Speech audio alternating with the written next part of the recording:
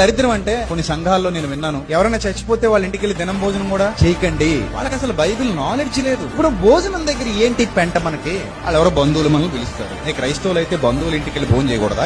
ఇంతకీ భోజనం ఎవరిదే నాకు చెప్పండి, ఒక మాట చెప్పండి. దేవుడిదా దెయ్యందా? అన్ని భోజనాలు ఆయనవే, సమస్త శరీరులు ఆయన వారే, ఆకాశం ఆయనదే, నేల ఆయనదే, సముద్రాలు ఆయనవే, అన్నింటికి సృష్టికర్త ఒక్కడే. బైబిల్ ఘోషిస్తోంది ఒక్కడే. నీకేంటి ప్రాబ్లం? నీ మైండ్ కలుషితం అయిపోయింది. పొల్యూషన్ అనేది ఉంటే ఎక్కడుంది? ఫుడ్ లో లేదు, ఎక్కడుంది? మైండ్ లో. నీ మైండ్ పొల్యూట్ చేసుకోకుండా బంధువులు పిలిస్తే ఇళ్ళు చక్కగా భోజనం చేసి వాళ్ళని ఆదరించి ఓదార్చి, చావు ఎవరిదైనా చావే కదా. నీకు ఆ బాధ కలిగినప్పుడు వాళ్ళు వచ్చి నీ దగ్గర భోజనం చేయకుండా వెళ్ళిపోతే నువ్వు ఎలా రియాక్ట్ అవుతావు? హట్ అవుతావా బావా? మరి ఆ ఊరికి ఈ ఊరు ఎంత దూరమో ఈ ఊరికి ఆ ఊరు కూడా అంతే దూరం కదా. కొంచెం బేసిక్ సెన్స్ ఉండాలి కదా. అందుకే కదా క్రైస్తవులు చాలా చీప్ గా చూస్తున్నారు ఈ రోజు. ఇలాంటి పనికిమాలిన సిద్ధాంతాలు సృష్టించుకున్నాం కాబట్టి. దేవుడు ఎప్పుడు చెప్పడాలి, విందు జరుగుతున్న ఇంటికి పోవుట కంటే ప్రలాపించుకున్న ఇంటికి పోవుట మేలంటాడు ఆయన. కాబట్టి కొన్ని విషయాల్లో మనం ఎడ్యుకేట్ అవ్వాలి.